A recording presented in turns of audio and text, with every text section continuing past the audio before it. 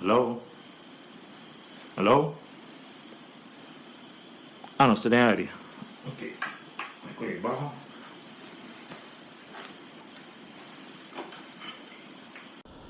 Un cordial saludo, caro di Bolsonaro, que está sintonizando el programa aqui. Danke por tu oportunidade para formar parte de um evento tão especial dedicado a Padu del Caribe. Oggi nós estamos apresentando dia clássico de Padu del Caribe, qual canção está titulada Chanita. Por cierto, me voy a acompañar por un par de amigos, ¿no?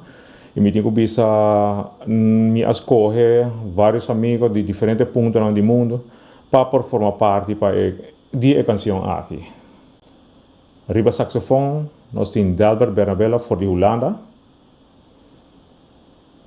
Arriba drums, nos tenemos Chris Rodolfo, que está estudiando en Finlandia, pero por cierto, hoy está en Aruba. Arriba congas, me tengo Liedrich Solognier, que está estudiando en Holanda actualmente.